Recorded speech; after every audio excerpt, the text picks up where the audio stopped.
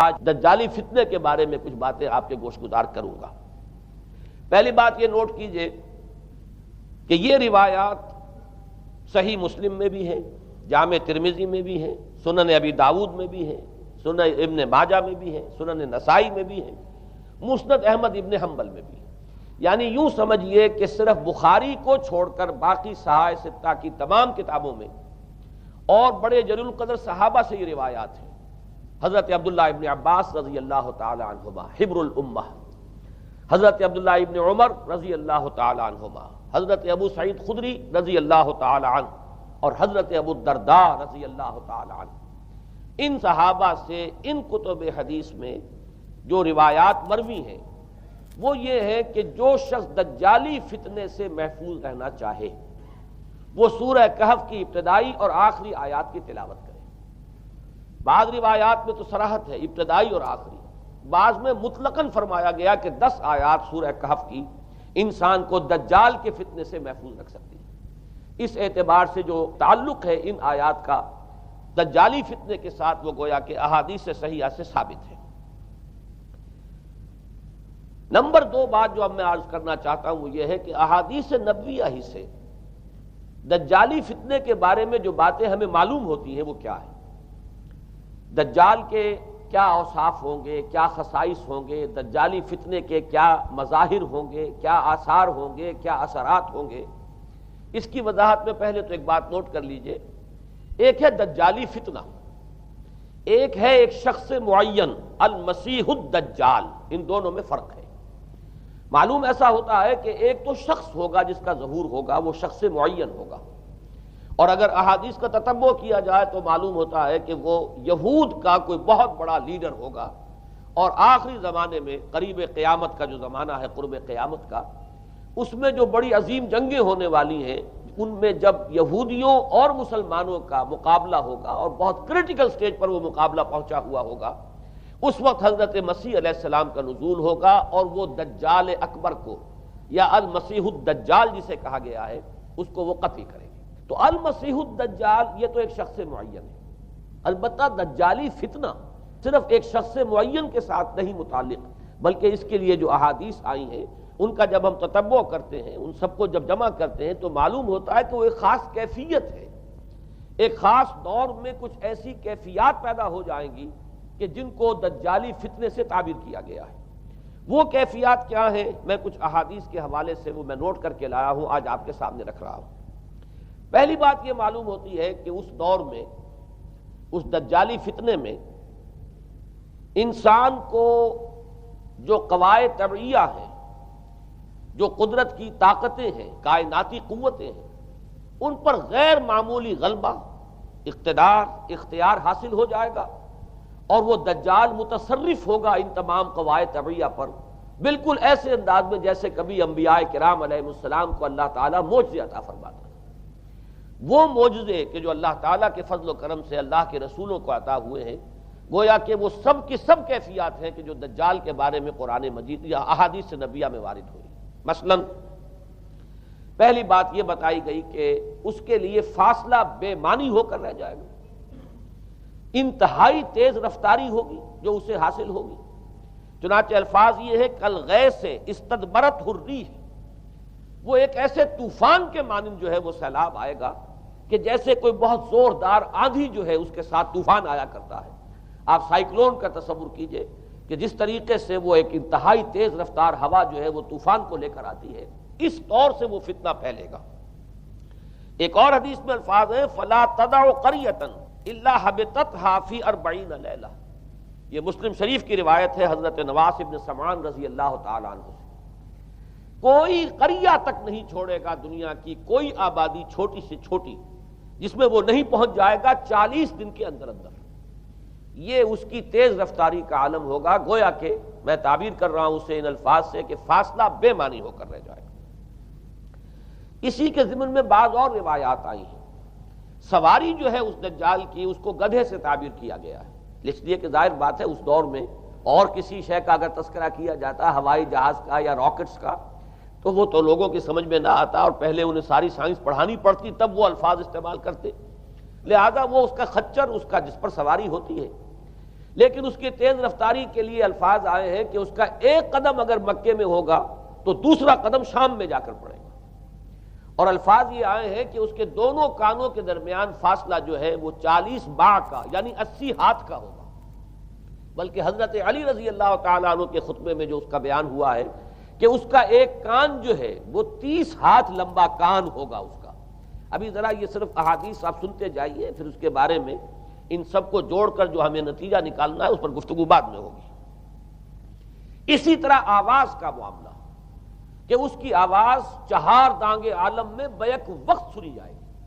الفاظ یہ ہے ینادی بصوت لہو یسمع لہو ما بین الخافقین، وہ ایک ایسی آواز کے ساتھ پکارے گا کہ جسے مشرق و مغرب کے مابین رہنے والا ہر شخص سنے گا۔ اس کی آواز جو ہے گویا کہ وہ تمام فاصلوں کے جو پردے ہیں اس کے لیے وہ حائل نہیں رہیں گے، بلکہ یہ کہ اس کی آواز جو ہے پوری دنیا میں مشرق و مغرب میں بیک وقت سنائی دے گی۔ تیسری بات معلوم ہوتی ہے کہ علاج معالجہ وہ اس انتہا کو اور عمل جراحی اس انتہا کو پہنچ جائے گا۔ یہاں وہ الفاظ آئے ہیں جو قرآن مجید میں حضرت مسیح کے معجزات کے لیے آئے۔ حضرت مسیح کے الفاظ جو ابرئ الاکمہ والابرص، کہ میں مادر ذات اندھے کو اور جو کوڑھ کا مرض تو ان دونوں کو میں ٹھیک کر دیتا ہوں۔ حضرت مسیح علیہ السلام صرف ہاتھ پھیرتے تھے اور مادر ذات جو نابینا ہے، اندھا، بینائی اس کی آ جاتی تھی، اور کوڑھی جو ہے اس کے جسم پر ہاتھ پھیرتے تھے، اس کا کوڑھ درست ہو جاتا تھا۔ ابرئ الاکمہ والابرص، وہی الفاظ آئے حدیث میں کہ دجال کو یہ قدرت حاصل ہو جائے گی۔ نمبر 2 یہ کہ وہ یحیی الموتیٰ، جیسے کہ حضرت مسیح کے الفاظ ہیں وہ احیی الموتیٰ، میں زندہ کرتا ہوں مردے کو۔ حضرت مسیح فرماتے تھے ایک مردے کو قم باذن اللہ، اور وہ کھڑا ہو جاتا تھا۔ بالکل اسی طریقے سے دجال کو بھی قدرت حاصل ہو جائے گی کہ وہ مردوں کو زندہ کرے گا۔ مزید وضاحت ایک حدیث میں یہ ہے کہ وہ ایک شخص کو آری کے ساتھ بیچ میں سے چیرے گا، 2 ٹکڑے کر دے گا، پھر سیدھے گا اور زندہ کر دے گا۔ معلوم یہ ہوا کہ علاج معالجے کا علم اور دوسرے یہ کہ جراحی کا علم جو ہے وہ اپنی ان بلندیوں کو پہنچے گا کہ اس حد تک انسان کی رسائی ہو جائے گی۔ چوتھی بات، اس کو زمین اور فضا پر اس قدر غلبہ حاصل ہو جائے گا۔ الفاظ یہ حدیث کے یامر السماء فتمطر، وہ آسمان کو حکم دے گا بارش برسا اور وہ بارش برسائے گا۔ والارض فتنبت، اور زمین کو حکم دے گا کہ فصلیں اگا اور وہ اگائے گی۔ وَيَمُرُّ بِالْخَرْبَةِ فَيَقُولُ لَهَا اُخْرُجِي كُنُوزَكَ، اور وہ کسی ویرانے پر سے گزرے گا اور اسے حکم دے گا، ویران چٹیل میدان، اور حکم دے گا کہ اپنے خزانے نکال، اور فرمایا اس کا نتیجہ یہ نکلے گا فَتَتَّبِعُهُ كُنُوزُهَا، تو اس زمین کے جو خزانے ہیں وہ نکل کے اس کے ساتھ چلنے شروع ہو جائیں گے۔ زمین پر قدرت، فضا پر قدرت، بارش کا حکم ہوگا وہ بارش ہو جائے گی، آسمان بارش برسائے گا، زمین اپنے خزانے اگل دے گی۔ 5ویں بات، وَيُبْعَثُ مَعَهُ الشَّيَاطِينُ عَلَى صُورَةِ مَن مَاتَ، اس کے ساتھ کچھ ایسے شیاطین مبعوث ہوں گے کہ جو ان صورتوں کو اختیار کریں گے ان لوگوں کی جو مر چکے، من الآباء والأمہات والمعارف، جو آباء و اجداد اور مائیں اور دادیاں اور جو بھی جان پہچان والے لوگ ہیں جو فوت ہو چکے ہوں گے، وہ ان کی صورت اختیار کریں گے۔ فَتَأْتِيَ أَحَدَهُمْ فَيَقُولُ أَلَسْتُ فُلَانًا أَلَسْتَ تَعْرِفُنِي، پھر وہ آئے گا اور وہ شیاطین آئیں گے اور انسان سے کسی سے بات کریں گے، کیا تم مجھے نہیں پہچانتے؟ کیا میں تمہارا فلاں رشتہ دار نہیں ہوں؟ اپنی نشانیاں بیان کریں گے اور لوگ پہچانیں گے۔ یہ وہ احادیث ہیں کہ جن کا جو نتیجہ نکلتا ہے اب اس کو پہچان لیجئے۔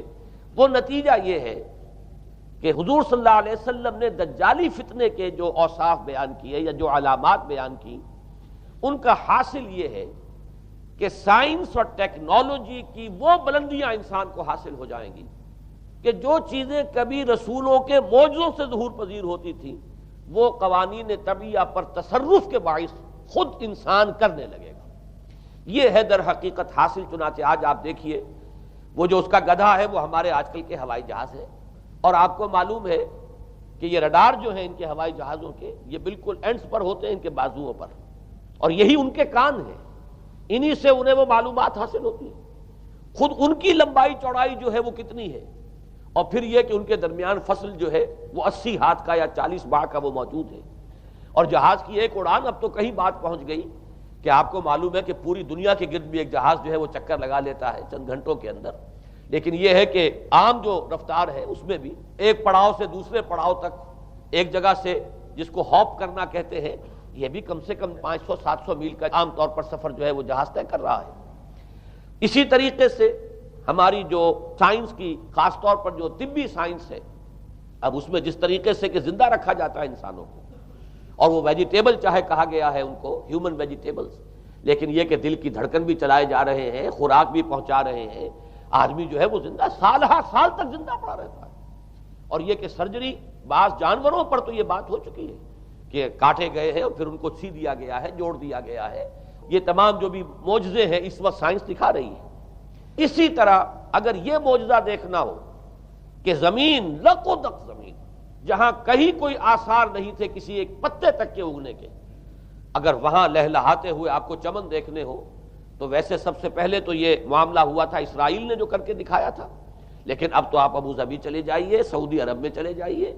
سعودی عرب کے اندر حال یہ ہے کہ آپ اگر ہوائی جہاز سے سفر کریں ریاض سے جدہ تک تو آپ کو جگہ جگہ بڑے سرکولر پیچز نظر آئیں گے جہاز سے، نہایت گرین، اور اس کے اندر جو ہے آرٹیفیشل اریگیشن کے ذریعے سے، اور بہت عمدہ وہاں کاشت ہو رہی ہے، اور بہت خوبصورت فارمز جو ہیں وہ تمام کے تمام سرکولر پیچز، اس لیے کہ جو اریگیشن ہوتی ہے وہ ان ویلز کے ذریعے سے ہوتی ہے کہ جو ایک سرکل میں چلتے ہیں اور پانی کی وہ آرٹیفیشل بارش جو ہے وہ ہوتی رہتی ہے۔ باقی یہ کہ فضا سے آرٹیفیشل رین، یہ تو بہت ہی سادہ سی بات ہے کہ فضا کے اندر ایٹماسفیرک کنڈیشنز کو ذرا تبدیل کیا جائے تو بارش آ جاتی ہے۔ اور باقی رہ گیا آواز کا یہاں سے وہاں جانا، وہ تو آواز ہی نہیں، اب تو آپ صورتیں دیکھ رہے ہیں۔ آپ کو نیو یارک میں بیٹھا ہوا خطاب کرے، آپ پوری دنیا کے اندر جہاں چاہیں، وہ آل ورلڈ اینٹینا آپ کے پاس صرف ہونا چاہیے، باقی یہ کہ آپ دنیا کے کسی بھی گوشے میں بیٹھے ہوئے کسی شخص کا خطاب یہ وہ سن سکتے ہیں۔ تو معلوم یہ ہوا کہ در حقیقت یہ جو دجالی فتنہ ہے، یہ جس کے اوصاف جو بیان کیے گئے، ابھی میں اس کو لفظ فتنہ سے تعبیر نہیں کر رہا، اسے جس چیز نے فتنہ بنایا وہ ابھی میں آپ سے عرض کروں گا، لیکن یہ جتنے اوصاف حدیث میں آئے ہیں، جتنی صفات بیان ہوئی ہیں، جو کوائف وہاں سامنے آ رہے ہیں، ان سب کا حاصل تو ایک لفظ میں یہ ہے کہ سائنٹیفک ڈیولپمنٹ اور ٹیکنالوجیکل ڈیولپمنٹ وہ اس درجے کی ہو جائے گی کہ قواعد طبیعہ پر، فورسز آف دی نیچر پر انسان کو تصرف اور تسلط حاصل ہو جائے گا، اور وہ انہیں استعمال کرے گا، اور اس طریقے سے اس کے اندر وہ ساری کی ساری کیفیات جیسے کہ آج ہم دیکھ رہے ہیں اپنی نگاہوں کے سامنے وہ پیدا ہو جائیں گی۔ اب سوال یہ ہے کہ اس شے کو فتنہ کس چیز نے بنایا، یہ بات سمجھ لیجئے۔ جہاں تک سائنسی ترقی کا تعلق ہے، تکنیکی ترقی کا تعلق ہے، یہ چیزیں فی الاصل فتنہ نہیں ہے، یہ تو وہ علمہ آدم الاسماء کلہا کا ظہور ہے۔ اللہ تعالیٰ نے ازل میں حضرت آدم علیہ السلام کو جو صلاحیت عطا فرما دی تھی، یہ ایکسفولیشن ہے اس کا ظہور ہے۔ جیسے کہ آم کی گٹھلی میں آم کا درخت ہے، لیکن ظاہر بات ہے کہ اس کو درخت بننے میں وقت لگتا ہے، پہلے وہ 2 پتے نکلتے ہیں، پھر وہ بڑھتا ہے معاملہ، کئی سال میں جا کر وہ درخت جو ہے وہ جوان ہوگا اور وہ پھل دے گا۔ اسی طریقے سے یوں سمجھیے کہ بالقوہ وہ علم حضرت آدم علیہ السلام کو دے دیا گیا تھا، یعنی وہ صلاحیتیں ودیت کر دی گئیں، وہ فیکلٹیز، سمع اور بصر اور فؤاد، دیکھو سنو نتیجہ نکالو اور آگے بڑھو۔ آپ نے چیز دیکھی، ایک سنی، نتیجہ نکالا، اس کو نوٹ کیا، آگے بڑھے، پھر کوئی چیز دیکھی، پھر کوئی سنی، اپنے سابق جو نتیجہ آپ نے نکال کر محفوظ کیا تھا اپنی میموری میں، اس کے ساتھ اس کو ٹیلی کیا، کوئی اور نتیجہ نکل آیا اور آگے بڑھے۔ تو یہ تو سٹیپ بائی سٹیپ، قدم با قدم انسانی علم آگے بڑھ رہا ہے۔ یہ ہرگز فتنہ نہ ہوتا، میرے الفاظ پر توجہ کیجئے، اگر اس کے ساتھ متوازن طور پر ایمان اور روحانیت کا ارتقا بھی ہوتا رہتا، اگر اس کے ساتھ اللہ کی معرفت، اللہ کی محبت، آخرت کا ایمان، منزل انسان کی جو ہے وہ آخرت ہے، دنیا نہیں ہے، اگر یہ چیزیں ساتھ کے ساتھ ہوتی تو یہ ہرگز فتنہ نہیں۔ فتنہ در حقیقت اسے جس نے بنایا ہے وہ یہ ہے کہ کچھ ایسے اسباب ہوئے ہیں، اور وہ اسباب آج مجھے بیان کرنے کہ در حقیقت موجودہ عیسائیت اس کا سب سے بڑا سبب ہے۔ اس کے نتیجے میں ایک بہت بڑا گیپ ہے، اپالنگ گیپ ہے، بڑا مہیب خلا ہے، بڑی وسیع خلیج ہے جو حائل ہو چکی ہے کہ ایمان اور روحانیت ختم ہوتے چلے گئے، اور یہ ٹیکنیکل اور سائنٹیفک ڈیولپمنٹ بڑھتی چلی گئی۔ ان دونوں کے درمیان جو مہیب خلا پیدا ہوا ہے اس نے اسے فتنہ بنا دیا ہے، اور عظیم ترین فتنہ بنا دیا ہے۔ ورنہ اگر اس کے ساتھ ہی اللہ پر ایمان، آخرت پر ایمان، اور انسان کے اندر ایمانی کیفیات، اس کی روحانی کیفیات اگر یہ بھی برقرار رہتی، بلکہ اس کے ساتھ متوازن طور پر ان کو ترقی کرنا چاہیے تھی، تو یہ ہرگز فتنہ نہیں ہے۔ تو پہلی بات یہ سمجھ لیجئے کہ اگرچہ دجالی فتنے کے جو صفات، اس کے اوصاف، اس کی علامات، اس کے مظاہر جو بھی حدیث کے ذریعے سے ہمیں معلوم ہے، جس کا میں نے ابھی آپ کے سامنے تذکرہ کیا، وہ سب در حقیقت تعبیر ہے اس دور کا جو محاورہ ہے، اس دور کی جو زبان ہے، اس دور میں جن الفاظ سے گفتگو کی جا سکتی تھی، اس دور کے ایڈیم میں آج کی جو سائنٹیفک اور ٹیکنالوجیکل ترقی ہے، گویا کہ اس کی تعبیر کی گئی ہے کہ وہ دجالی فتنہ ہوگا۔ لیکن اس شے کو فتنہ بنانے والی شے در حقیقت یہ ہے کہ ایک بہت بڑی خلیج حائل ہو چکی ہے ایمان اور روحانیت، اور دوسری طرف سائنٹیفک اور ٹیکنالوجیکل ڈیولپمنٹ میں ان دونوں کے درمیان اتنا بعد اور فصل پیدا ہو گیا ہے کہ جس کی وجہ سے اس نے فتنے کی شکل اختیار کی۔ اس کا سبب کیا ہے، آج ہمیں اس پر غور کرنا ہے۔ دیکھیے حضرت مسیح علیہ السلام کا دین، اور جیسا کہ میں نے عرض کیا، اس سورہ کہف کے پہلے رکوع میں تذکرہ انہی کا ہو رہا ہے، وَيُنذِرَ الَّذِينَ قَالُوا اتَّخَذَ اللَّهُ وَلَدًا مَا لَهُم بِهِ مِنْ عِلْمٍ وَلَا لِآبَائِهِمْ كَبُرَتْ كَلِمَةً تَخْرُجُ مِنْ أَفْوَاهِهِمْ يَقُولُونَ إِلَّا كَذِبًا فَلَعَلَّكَ بَاخِعٌ نَفْسَكَ عَلَىٰ آثَارِهِمْ إِن لَّمْ يُؤْمِنُوا بِهَٰذَا الْحَدِيثِ أَسَفًا۔ ان آیات کا پہلے ترجمہ آپ سن لیجئے، جو پہلی آیات ہے ان کا ترجمہ ہم کر چکے ہیں۔ کل حمد اس اللہ کے لیے ہے جس نے اپنے بندے پر کتاب نازل فرمائی اور اس میں کوئی کجی نہ رکھی، جو بالکل سیدھی ہے اور خبردار کرتی ہے ایک ایسی بڑی عظیم اور مہیب جنگ سے کہ جو خاص اللہ کی طرف سے ہوگی، اور بشارت دیتی ہے مومنین کو جو نیک عمل کریں کہ ان کے لیے بہت بڑا اور بہت عمدہ اجر ہے۔ ماکثین فیہ ابدا، وہ اس میں رہیں گے ہمیشہ ہمیش۔ وَيُنذِرَ الَّذِينَ قَالُوا اتَّخَذَ اللَّهُ وَلَدًا، اب دہرا کر بات آئی، اور تاکہ خبردار کر دے ان کو جنہوں نے یہ کہا کہ اللہ نے کسی کو اپنا بیٹا بنایا۔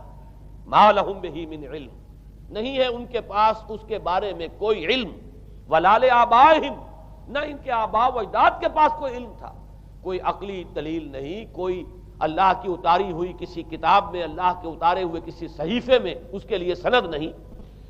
وَلَا لِآبَائِهِمْ كَبُرَتْ كَلِمَةً تَخْرُجُ مِنْ أَفْوَاهِهِمْ، بہت بڑی بات ہے کہ جو نکل رہی ہے ان کے منہوں سے، إِن يَقُولُونَ إِلَّا كَذِبًا، نہیں بول رہے یہ، نہیں کہہ رہے یہ مگر جھوٹ۔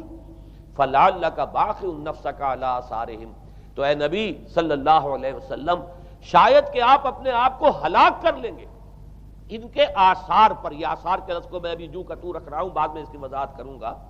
ان لم یؤمنوا بهذا الحدیث اسفا، اگر یہ لوگ ایمان نہ لائے اس حدیث پر، یہ حدیث قرآن، اس پر اگر یہ ایمان نہ لائے، جیسے کہ وہاں فرمایا گیا تھا اگر رحمت خداوندی میں داخل ہونا ہے اے بنی اسرائیل تو یہ شاہدرہ ہے رحمت خداوندی کا قرآن حکیم، آؤ اور داخل ہو جاؤ۔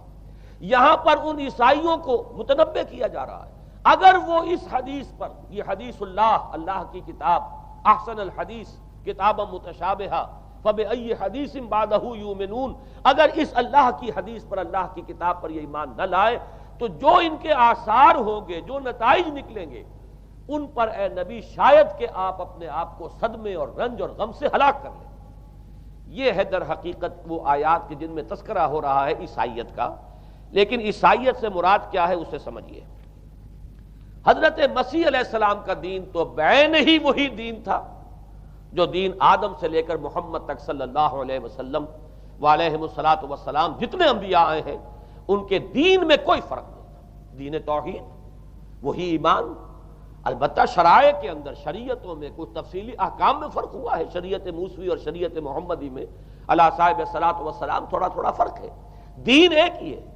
شرع لکم من الدین ما وصی بہ نوحا والذی اوحینا الیک وما وصینا بہ ابراہیم وموسیٰ وعیسیٰ، دین میں تو ہم نے وہی شے تمہارے لیے بھی معین کی ہے مسلمانوں، کہ جس کی کہ ہم نے نوح کو وصیت کی تھی اور جس کی کہ ابراہیم کو اور موسیٰ کو اور عیسیٰ کو وصیت کی، دین ایک ہے۔ ان الدین عند اللہ الاسلام، تو دین مسیحی بھی وہی تھا بعین ہی جو دین محمدی ہے اور دین موسوی ہے صلی اللہ علیہ وسلم علیہ الصلوۃ والسلام۔ البتہ حادثہ جو نہایت عظیم پیش آیا ہے اور وہ یہ ہے کہ پال، ساؤل اس کا نام تھا پہلے، جس نے کہ اپنی زندگی میں حضرت مسیح علیہ السلام جب تک موجود تھے دنیا میں شدید انہیں تکلیفیں پہنچائیں، شدید ایذائیں پہنچائیں، ان کی مخالفت پر کمر بستہ رہا، لیکن اس کے بعد جب انہیں اٹھا لیا گیا، یا عیسائیوں کے عقیدے کے مطابق وہ سولی دیے گئے، اور اس کے بعد ان کا عقیدہ بھی یہ ہے کہ سولی پانے کے بعد پھر وہ زندہ ہو کر آسمان پر چلے گئے، جبکہ ہم یہ سمجھتے ہیں اور ہمارا ایمان ہے کہ انہیں سولی دی نہیں گئی، بلکہ انہیں تو پہلے ہی اٹھا لیا گیا تھا، ان کی جگہ کوئی اور ہے۔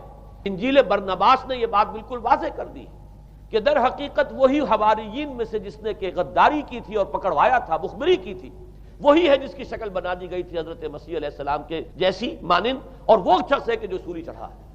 بہرحال عیسائیت اس وقت کی جو اس کا عقیدہ ہے اور جو ہمارا عقیدہ اور ایمان ہے، ان دونوں کی روح سے حضرت مسیح علیہ السلام آسمان پر اٹھا لیے گئے۔ اس کے بعد اس نے دین مسیحی میں نقب لگانے کے لیے، جو دین مسیح اصل دین اسلام تھا، اس کو کرپٹ کرنے کے لیے، ڈسرپٹ کرنے کے لیے، اس میں نقب لگانے کے لیے اس نے اپنے ایک مکاشفے کا ذکر کیا کہ میں آ رہا تھا سفر میں کہ مجھے حضرت مسیح نظر آئے ہیں آسمانوں میں، اور انہوں نے مجھے کہا ہے کہ اے ساؤل تو مجھے کیوں ستاتا ہے، اور تو اب فلاں جگہ جا اور میرے نام سے نبوت کر۔ اس کے بعد اس نے لبادہ اوڑھا عیسائیت کا، اور اس نے آ کر جس طرح عبداللہ ابن سبا نے محمد الرسول اللہ صلی اللہ علیہ وسلم کے دین میں نقب لگائی، اسی طریقے سے اس شخص نے دین مسیحی میں نقب لگائی۔ فرق یہ ہے کہ دین محمدی صلی اللہ علیہ وسلم، چونکہ یہ آخری دین تھا، اب کوئی اور رسول آنے والا نہیں تھا، اللہ تعالیٰ کی طرف سے اس دین کو، اس شریعت کو ایک پروٹیکشن حاصل ہے، لہذا ایک جزء کی حد تک گمراہی جو ہے پھیل سکی، کل پر محیط نہیں ہوئی۔ لیکن بدقسمتی سے دین مسیحی کے بارے میں یہ ہوا کہ کچھ عرصے تک تو کشمکش رہی ہے، اصل دین مسیحی پر بھی جو کاربند لوگ تھے اور جو اس کے اوپر مستقیم رہے وہ قائم کچھ عرصے تک رہے ہیں، لیکن ہوتے ہوتے تقریباً اس دور تک آ کر جب کہ حضور کی بعثت ہوئی ہے، اصل دین مسیحی کے ماننے والے تقریباً ختم ہو چکے تھے، شاذ لوگ رہ گئے تھے، اور ان میں بھی یہ جرت نہیں تھی کہ اپنے اصل دین کا وہ اظہار کر سکے، بلکہ ہوتے ہوتے ان 600 سالوں کے اندر یہ ہوا کہ وہی پالزم جو ہے در حقیقت اس نے ہی مسیحیت کی شکل اختیار کر لی۔ یہ پالزم جو ہے یہ ہے در حقیقت، یوں سمجھیے کہ ادیان عالم کی تاریخ میں سب سے زیادہ گمراہ کن مذہب، جس کا رد عمل پیدا ہوا ہے یورپ میں، جس نے کہ اس دجالی فتنے کی شکل اختیار کی ہے۔ میں یہ چاہتا ہوں کہ اس کے ضمن میں چند باتیں آج آپ کے سامنے رکھوں۔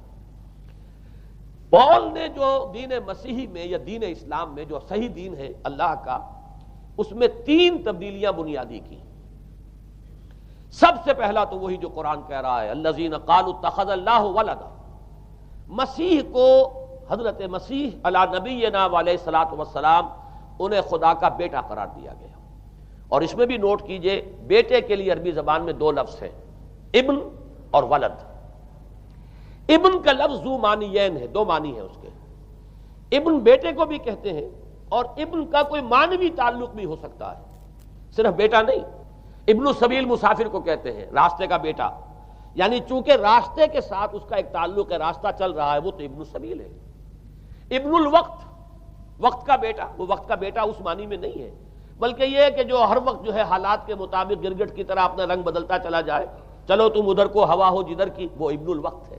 تو ابن الوقت اسی طریقے سے جو میں نے دوسری مثال دی ہے، ان کو اگر آپ سامنے رکھیں گے تو معلوم یہ ہوا کہ ابن کے تو دونوں معنی ہو سکتے ہیں، لیکن ولد یہ بالکل مخصوص ہے اولاد کے معنی میں۔ ولد یہ تو گویا کہ صلبی اولاد، اور عیسائیت وہ ہے مذہب کہ جس نے کہ بدترین شرک کی صورت اختیار کی ہے، اور ان کے ہاں عقیدے میں یہ الفاظ ہیں کہ مسیح اللہ کا، خدا کا صلبی بیٹا ہے، تاکہ کوئی شک نہ رہ جائے کہ کوئی اور نسبت ہے جسے ابن سے تعبیر کیا گیا، کوئی اور تعلق ہے جس کے لیے یہ لفظ اختیار کیا گیا، صلبی کا لفظ استعمال کیا گیا ہے کہ یہ خدا کا صلبی بیٹا ہے۔ اور یوں سمجھیے اب اس کا جو نتیجہ نکلا کہ بیٹا اگر کسی کا ہے تو ظاہر بات ہے کہ وہ ہم جنس ہے، ہم نوع ہے اپنے باپ کا۔ انسان کا بیٹا انسان ہوگا، سید زادہ جو ہے سید کا بیٹا سید ہوگا، مغل کا بیٹا مغل ہوگا، گھوڑے کا بیٹا گھوڑا ہوگا، گدھے کا بیٹا گدھا ہوگا۔ معلوم یہ ہوا کہ بعین ہی جو کچھ باپ ہوتا ہے وہی بیٹا ہوتا ہے۔ لہذا اس لفظ نے در حقیقت شرک کی بدترین صورت اختیار کی کہ بالکل اللہ کے برابر، اللہ کا ہم نوع، گویا کہ بدترین شرک جو ہے شرک فی الذات ہے، اور شرک فی الذات کی بدترین صورت یہ ہے کہ جو عیسائیت میں آئی ہے کہ حضرت مسیح علیہ السلام کو اللہ کا صلبی بیٹا قرار دیا گیا۔ اب اس کے نتیجے میں چونکہ ظاہر بات ہے کہ آخر بائبل بھی موجود تھی، اس بائبل کو ایک دم کیسے ختم کر دیتا سینٹ پال کہیں یا بہرحال میں تو لفظ سینٹ اس کے ساتھ استعمال نہیں کرنا چاہتا، لیکن چونکہ ہمیں یہ ہدایت ہے قرآن مجید کی بھی کہ جو باطل معبود بنا لیے جاتے ہیں انہیں بھی ہم کوئی ان کے لیے توہین والے الفاظ استعمال نہ کریں، لہذا میں یہ لفظ استعمال کر رہا ہوں، ورنہ جی تو چاہتا ہے کہ کوئی اور لفظ اس کے لیے استعمال کیا جائے۔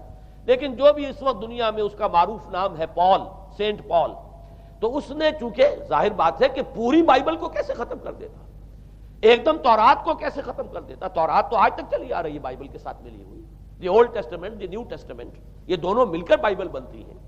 لہذا اب گورکھ دھندا بنانا پڑا انہیں، وہ تثلیث والا گورکھ دھندا، 3 میں 1 1 میں 3، توحید بھی ہے تثلیث بھی ہے، 3 میں 1 1 میں 3، اور یہ وہ شے ہے کہ جس نے عقیدے کا تعلق عقل سے منقطع کر دیا۔ اس سے سمجھ میں آنے والی بات ہی نہیں، 3 میں 1 1 میں 3 ایک گورکھ دھندا ہے۔ نتیجہ انہوں نے یہ نکالا کہ ڈوگما در حقیقت اس کا عقل سے کوئی تعلق نہیں، ڈوگما بس عقیدہ ہے، اور اس عقیدے ہی کے اوپر سارے دین کی بنیاد ہے، باقی وہ عقل میں آئے نہ آئے، عقل کے لیے قابل قبول ہو یا نہ ہو۔ یہ بات اچھی طرح سمجھ لیجئے کہ اگرچہ ہمارے ہاں بھی ہم بھی یہ بات کہتے ہیں کہ بہت سے حقائق جو ہیں کائنات کے وہ ایسے ہیں کہ جن تک عقل کی رسائی نہیں ہے اس کے لیے ہم مجبور ہیں، محتاج ہیں وحی کی ہدایت کے، لیکن 2 چیزوں میں فرق کیجئے، ایک ہے عقل سے ماورا ہونا اور ایک ہے عقل کے خلاف ہونا، ان دونوں چیزوں میں زمین و آسمان کا فرق ہے۔ ایک وہ حقائق ہے کہ جو عقل از خود ان تک رسائی حاصل نہیں کر سکتی، لیکن جب وہ سامنے آتے ہیں تو عقل تسلیم کرتی ہے کہ ہاں یہ بات سمجھ میں آتی ہے۔ ایک وہ چیزیں ہیں کہ جن کو عقل تسلیم نہیں کرتی، تو ایک ہے مخالف عقل، ایک ہے ورائے عقل، ان دونوں میں زمین و آسمان کا فرق ہے۔ ہمارے دین میں تو عقل کو اپیل کیا گیا ہے، لعلکم تعقلون، لعلہم یعقلون اولو الالباب الذین یعقلون۔ اب ظاہر بات ہے کہ عقل کو ہاتھو برہانکم ان کنتم صادقین، لاؤ دلیل اپنی، تو دلیل سے عقل سے اپیل کی گئی، اور اس میں وہ رشتہ جو میں نے کئی مرتبہ بیان کیا علامہ اقبال کے اشعار کے حوالے سے کہ عقل گو آستاں سے دور نہیں، اس کی قسمت میں پر حضور نہیں، اور گزر جا عقل سے آگے کہ یہ نور چراغ راہ ہے منزل نہیں ہے۔ منزل تک تو عقل نہیں پہنچائے گی لیکن راستہ تو دکھاتی ہے، اور جب کہ وحی کی روشنی سامنے آتی ہے تو عقل اس کی تصدیق کرتی ہے۔ یہ ہے ہمارا موقف اور یہ ہے عقلی معقول موقف۔ لیکن عیسائیت نے، بلکہ کہنا چاہیے پالزم نے، مجھے یہاں پر لفظ عیسائیت اب استعمال کرنا نہیں چاہیے اس لیے کہ حضرت عیسیٰ سے اب اس کی نسبت نہیں رہی، حضرت عیسیٰ سے اس کی نسبت جو ہے یہ مس نومر ہے، یہ غلط نام ہے۔ دی 100 کا مصنف جو ہے ڈاکٹر مائیکل ہارٹ، اس نے یہ بہت بڑی بات کہی، اس نے کہا در حقیقت موجودہ جو عیسائیت ہے اسے پالزم کہنا چاہیے، یہ پالزم ہے، کرسچینٹی نہیں ہے، اس لیے کہ در حقیقت حضرت مسیح علیہ السلام کی تعلیم جب تک وہ دنیا میں تھے وہ یہ نہیں تھی کہ جو پال نے دی۔ البتہ اس نے پال کو بہت بڑا شخص مانا، اس میں کوئی شک نہیں، اس لیے کہ اس نے تاریخ کے ایک دھارے کا جو ہے وہ رخ موڑ دیا ہے، اللہ تعالیٰ کے صحیح دین کو گویا کہ قلع قمع کر کے ایک نیا دین اس طریقے سے پھیلایا ہے کہ آج بھی شاید دنیا میں کثیر ترین تعداد عیسائیت ہی کے نام لیواؤں کی ہے، واللہ عالم، یا شاید گوتم بدھ کے ماننے والوں کی ہے۔ بہرحال یہ کہ بہت بڑی تعداد میں آج حضرت مسیح علیہ السلام کی طرف جو منسوب ہے غلط طور پر دین، اس کے نام لیوا دنیا میں ہے۔ اس اعتبار سے وہ یقیناً اس کا تو حق رکھتا ہے کہ اس کا نام بھی اس کتاب میں آئے کہ جس نے تاریخ کے اوپر اثرات اپنے پیدا کیے ہیں۔ اور حضرت مسیح علیہ السلام جب تک دنیا میں تھے، عیسائیت کی حقیقت بنی اسرائیل یا یہودیت کے ایک فرقے سے زیادہ نہیں تھی، ڈیٹیچ نہیں ہوا تھا یہ دین حضرت موسیٰ علیہ السلام کے دین سے، لیکن یہ کہ پال نے اسے بالکل ایک مستقل بذات ایک جدا گانا دین کی شکل دے دی ہے، تو یہ پالزم ہے۔ پالزم نے در حقیقت سب سے پہلا کام یہ کیا کہ عقل سے بالکل تعلق منقطع کر دیا۔ عقیدہ ڈوگما جو ہے وہ خلاف عقل، جو بات عقل میں آئے نہ آئے بس ماننی ہے۔ تو پہلی تو یوں سمجھیے کہ نقب جو لگی ہے دین کے اندر وہ اس تثلیث کے حوالے سے، اور تثلیث کا گورکھ دھندا خلاف عقل، لہذا ڈوگما کی جو کا لفظ جو استعمال ہوا ہے کہ بس اس کو تو ہم مانیں گے چاہے وہ عقل کے لیے قابل قبول ہو چاہے نہ ہو۔ دوسرا، اس سے بھی زیادہ آپ دیکھیے ایک سے ایک بڑھ کر اینٹ رکھی جا رہی ہے، خشت اول چونے حد میں مار کج تاثریا میر ود دیوار کج۔ دوسرا کفارے کا عقیدہ جو مبنی ہے صلیب کے عقیدے پر۔ مسیح نے انتہائی ذلت کی موت، یعنی صلیب کی موت جو ہے وہ خود کہتے ہیں کہ انتہائی ذلت کی موت ہے۔ یہ ذلت کی موت کا پیالہ اس لیے پیا تاکہ اس کے ماننے والوں کی طرف سے کفارہ ادا ہو جائے۔ مسیح کفارہ ادا کر چکا ہے، اب جو شخص بھی مسیح کو مان لے گا اس کی گویا کہ نجات ہو گئی، اس کا عمل سے کوئی تعلق نہیں۔ عمل ہو نہ ہو، بد کردار ہو، اچھا کردار والا ہو، نیک ہو، بھلا ہو، جیسا بھی ہو، برا ہو، بدماش ہو، لچا ہو، لفنگا ہو، مسیح کو مان لے، صرف ماننے پر، اس لیے کہ مسیح تو اس کی طرف سے کفارہ پیش کر چکا۔ سارے گناہوں کا کفارہ جو ہے مسیح نے انتہائی ذلت آمیز موت جو ہے قبول کر کے گویا کہ اپنے ماننے والوں کے تمام گناہوں کا کفارہ دے دیا ہے۔ یہ دوسرا عقیدہ۔ اس کا نتیجہ کیا نکلا؟ تثلیث نے عقل سے تعلق توڑ دیا تھا مذہب کا، اس نے عمل سے تعلق توڑ دیا۔ ڈوگما ہی ڈوگما ہے، نہ عقل سے کوئی تعلق نہ عمل سے کوئی تعلق، کوئی تعلق نہیں رہا۔ دین کی جڑیں جو ہیں دونوں اعتبار سے، دین تو نام ان دو چیزوں کا، الا الذین آمنوا وعملوا الصالحات، دونوں کی گویا کہ جڑیں منہدم ہو گئیں، بنیادیں منہدم ہو گئیں، جڑیں کاٹ دی گئیں کہ نہ اس کا تعلق عقل کے ساتھ ہے نہ عمل کے ساتھ ہے۔ تیسری بات آئی ہے، اس نے کہا شریعت منسوخ۔ یہ عجیب ہے، دیکھیے، جسے آئرنی آف فیٹ کہتے ہیں انگریزی زبان میں۔ ابھی تک بائبل کے اندر سینٹ میتھیو کے جو روایت ہے، متی کی انجیل جسے کہا جاتا ہے، gospel of the Lord according to Saint Matthew, اس میں جو سرمن آف دی ماؤنٹ ہے، ایک واعظ ہونے کے اعتبار سے واقعتاً میں اس کی عظمت کا بڑا قائل ہوں، عظیم ترین واعظ ہے دنیا کا۔ اس کے شروع میں یہ الفاظ موجود ہیں، don't think I have come to destroy law, ہرگز یہ نہ سمجھنا کہ میں شریعت کو ختم کرنے آیا ہوں۔ وہ یہ کہہ کر گئے تھے کہ شریعت موسوی تم پر لاگو رہے گی، عائد رہے گی، لیکن پال نے تیسرا نقب لگایا، شریعت ساقط کر دی۔ اس کی ضرورت کیوں محسوس ہوئی یہ بھی سمجھ لیجئے۔ حضرت مسیح یہ کہہ کر گئے تھے کہ میں صرف بنی اسرائیل کے لیے آیا ہوں، میں اسرائیل کے گھرانے کی کھوئی ہوئی بھیڑوں کی تلاش میں آیا ہوں۔ انجیل میں یہ الفاظ آج بھی موجود ہیں۔ حضرت مسیح نے اپنے حواریین کو جب بھیجا ہے کہ اب جاؤ تبلیغ کرو میری طرف سے، اس کی ہدایتوں میں ایک ہدایت یہ بھی ہے کہ تمہیں صرف اسرائیلیوں تک تبلیغ کرنی ہے، باہر نہیں، میں صرف اسرائیلیوں کی طرف رسول بنا کر بھیجا گیا ہوں۔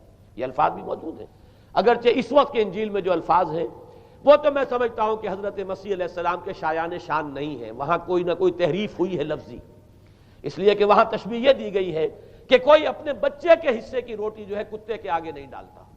گویا کہ جینٹائلز جو ہیں، غیر بنی اسرائیلی، انہیں اس جملے کی روح سے انہیں کتوں سے تشبیہ دی جا رہی ہے کہ میرے پاس میرے بچوں کے حصے کی روٹی ہے، میرے بچے ہیں اسرائیلی، میری روٹی جو ہے یہ جو میرے پاس ہے وہ اسرائیلیوں کے لیے ہے، کوئی اپنے بچوں کے حصے کی روٹی کتے کو نہیں کھلاتا۔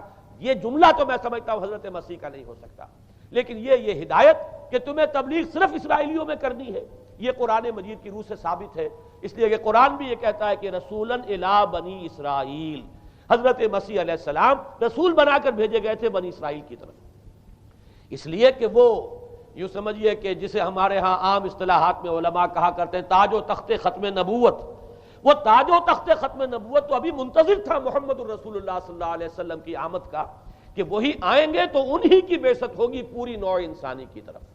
آپ سے پہلے کسی رسول کی بعثت پوری نوع انسانی کی طرف نہیں ہوئی بشمول حضرت مسیح علیہ السلام۔ ہر جو ہے رسول جو آیا ہے آپ سے پہلے اپنی اپنی قوموں کی طرف آیا ہے، لیکن اس پال نے کیا کیا؟ پہلے تو یہ اصول توڑا، ہم اس دین مسیحی کی یا جو پالزم ہے اس کی اب تبلیغ کریں گے غیر اسرائیلیوں میں بھی۔ وہاں انہیں دقت پیش آئی، شریعت موسوی بڑی بھاری شریعت ہے، اب وہ بھاری شریعت جو ہے اس کو قبول کرنا تو لوگوں کے لیے آسان نہیں ہے۔ انہوں نے یہ کیا کہ یہ شریعت تم پر ساقط، شریعت کا بوجھ تم پر نہیں، برڈن آف لا یہ تمہارے لیے نہیں ہے۔ اور میں یہاں مثال دے دینا چاہتا ہوں، بین ہی تاریخ نے اپنے آپ کو دہرایا ہے۔ عبداللہ ابن سبا نے جو فتنہ شروع کیا تھا ہمارے ہاں، ہماری تاریخ میں جو اس کے اثرات پھر پیدا ہوئے ہیں، ان میں سے ایک جو ہے وہ شکل وہ اسماعیلیت والی ہے، کہ اسماعیلیت نے بھی بین ہی یہی شکل اختیار کی ہے۔ ہندوستان میں آ کر جب اسماعیلی داعیوں نے جب تبلیغ کی ہے تو شریعت ساقط کر دی۔ آج آپ کو جو اسماعیلی ملیں گے ان کے ہاں کوئی شریعت نہیں ہے، کوئی نماز نہیں، مسجد ان کی ہوتی نہیں، جماعت خانہ ہوتا ہے، وہ کلب گھر ہے، آتے ہیں جمع ہوتے ہیں، کھانا کھاتے ہیں، اللہ اللہ خیر صلی اللہ کو باتیں چیتیں کرتے ہیں، ان کے اوپر شریعت ہے ہی نہیں، نہ روزہ ہے نہ نماز ہے۔ اور بین ہی وہی جو اختیارات میں ابھی آپ کو بتاؤں گا کہ جو پوپ کے ہیں، وہی ان کے امام حاضر کے اختیارات ہیں۔ بہرحال تیسری نقب جو میں نے عرض کیا آپ سے وہ یہ تھی کہ شریعت منسوخ، اس کا نتیجہ کیا نکلا؟ اب دیکھیے ذرا غور کیجئے، ایک بہت بڑا خلا پیدا ہو گیا، وہ خلا کون پر کرے گا؟ شریعت کے بارے میں سارے اختیارات اب پوپ کو حاصل تھے، وہ جس چیز کو چاہے حلال کر دے، جس چیز کو چاہے حرام کر دے، جس چیز کو چاہے قرار دے دے کہ یہ ممنوع ہے، جس چیز کی چاہے اجازت دے دے، اس لیے کہ اب شریعت تو رہی نہیں، خلا ہے، اس میں سوالات تو پیدا ہوں گے، یہ کام کیا جائے یا نہ کیا جائے، کون کرے گا؟ تو جب شریعت ختم ہوئی تو سارا اختیار پوپ کے ہاتھ میں آ گیا ہے۔ یہ میں بعد میں ذرا اور تفصیل سے بتاؤں گا کہ کیسے کیسے اختیارات پھر مذہبی طبقے کے ہاتھ میں آئے ہیں۔ اس کے نتیجے میں تاریخ انسانی میں ورسٹ فارم آف تھیوکریسی پیدا ہوئی۔ تھیوکریسی کسے کہتے ہیں؟ جو آج کی اصطلاح میں گالی ہے، تھیوکریسی۔ قائد اعظم کے جملے آپ نے کئی پڑھے ہوں گے، اسلام میں کوئی تھیوکریسی نہیں، مذہبی طبقے کی حکومت نہیں ہے اسلام میں، اور 100% درست ہے۔ تھیوکریسی کہتے ہیں ایک مذہبی حلقے کی، مذہبی طبقے کی حکومت، اس کے ہاتھ میں اختیارات آ جائیں، اور قرآن مجید میں اسی وجہ سے ان کے اوپر الزام لگایا گیا اتخذوا احبارهم ورهبانهم اربابا من دون اللہ، انہوں نے اپنے علماء اور صوفیوں کو اللہ کے سوا اپنے معبود بنا لیا۔ حضرت عدی ابن حاتم رضی اللہ تعالیٰ عنہ جب ایمان لائے، یہ حاتم طائی جو مشہور ہے سخاوت میں، ان کے بیٹے ہیں، قبیلہ طے سے ان کا تعلق ہے، حاتم طائی تو طے سے ہے، ان کے بیٹے عدی ہیں، یہ عیسائی تھے۔ یہ جب ایمان لائے اور پھر انہوں نے قرآن پڑھا تو انہیں ایک اشکال ہوا کہ قرآن مجید میں تو ہم پر الزام لگایا گیا ہے کہ اتخذوا احبارهم ورهبانهم اربابا من دون اللہ، تو عرض کیا انہوں نے، ڈرتے ڈرتے عرض کیا ہوگا حضور کی خدمت میں کہ حضور یہ بات تو کچھ درست نہیں معلوم ہوتی، ہم نے تو کبھی اپنے علماء اور رہبان کو خدا نہیں سمجھا، وہ اس مغالطے میں تھے کہ جب تک سجدہ نہ کیا جائے شاید خدا نہیں مانا گیا۔ حضور نے پوچھا کیا ایسا نہیں ہے کہ جس چیز کو وہ حلال کہہ دیں تم حلال مان لیتے ہو، جس چیز کو حرام کہتے ہیں حرام مان لیتے ہو؟ جی ہاں یہ تو ہے، یہی تو فرمایا اربابا من دون اللہ ہے۔ تحلیل و تحریم کا اختیار صرف اللہ کے ہاتھ میں، یا اللہ کے نمائندے کی حیثیت سے اس کے رسول کے پاس ہے جس کو وحی آتی ہے، اس کے بعد کسی کو اختیار نہیں ہے۔ اجتہاد کر سکتا ہے لیکن اجتہاد کے لیے دلیل دینی ہوگی، نص سے، کتاب اللہ سے کوئی دلیل لاؤ، سنت رسول اللہ سے کوئی دلیل لاؤ، استنباط کرو، عقل سے بات کرو، لیکن یہ ہے کہ تحلیل و تحریم یہ خدائی اختیار ہے، اللہ کے ہاتھ میں اس کا اختیار ہے، اور اللہ کے نمائندے کی حیثیت سے زیادہ یہ اللہ کے رسولوں کے ہاتھ میں اختیار آتا ہے، اس کے علاوہ کسی کے لیے نہیں، کسی اور کے لیے یہ مان لیا گیا تبھی تو ان کو خدا بنا لیا گیا۔ اسی معنی میں آج کی جمہوریت جو ہے وہ بدترین شرک ہے کہ یہاں یہ تسلیم کیا جاتا ہے کہ ساورنٹی جو ہے وہ عوام کی ہے، ساورنٹی آف دی پیپل۔ کیا معنی ہے؟ کہ عوام کے نمائندے جو چاہیں قانون بنا دیں، جس چیز کو چاہیں حلال ٹھہرائیں، جس چیز کو چاہیں حرام ٹھہرائیں، ان کے پاس حلت و حرمت کے جو پورے اختیارات ہیں ان کے پاس آ گئے۔ یہی تو خدائی مقام ہے، خدا کا مقام دے دیا گیا، اس سے بڑا شرک کیا ہوگا؟ در حقیقت حاکمیت غیر اللہ اس دور کا سب سے بڑا شرک ہے۔ تو وہاں یہ حق جو ہے دے دیا گیا علماء کے ایک طبقے کو، پوپ کو، تو گویا کہ تاریخ انسانی کی بدترین تھیوکریسی، بدترین مذہبی استبدادی حکومت قائم ہوئی ہے یورپ میں۔ اس کے حوالے سے میں کچھ تاریخی حوالے بھی اب آپ کے سامنے رکھ دوں۔ دیکھیے جب تک پال نے یہ کام شروع کیا ہے تو تقریباً 3 صدیوں تک تو یہ صرف ایک مذہبی تبلیغ کا کام ہوا ہے۔ انہوں نے کوششیں کی، محنتیں کی، پیغام پہنچایا، اور جیسا کہ میں عرض کر چکا ہوں اس وقت تک گڈمٹ تھے، پال کے ماننے والے بھی تھے اور حضرت مسیح کے جو اصل صحابہ تھے جو ان کے حواریین تھے ان کے ماننے والے بھی تھے، لہذا کشمکش ان کے اندر بھی چل رہی تھی۔ لیکن ظاہر بات ہے کہ حضرت مسیح کے اصل حواریین وہ تو اول تو یہ کہ اپنی گفتگو رکھ رہے تھے محدود بنی اسرائیل تک، نمبر 2 یہ کہ انہوں نے تو شریعت کو ساقط نہیں مانا۔ جنگل کی آگ کی طرح جو مسیحیت پھیلی ہے وہ پالزم والی مسیحیت ہے، اس لیے کہ اس میں تو کوئی شریعت کا کوئی بوجھ نہیں، کوئی حلال نہیں، کوئی حرام نہیں، کوئی نماز نہیں، کوئی روزہ نہیں، لہذا یہ تیزی کے ساتھ پھیلی ہے۔ اور 300 برس تک تو ایک کشمکش جو ہے جاری رہی، انہوں نے تبلیغیں کی، مصائب جھیلے، کشمکش اندر بھی چلی باہر بھی چلی۔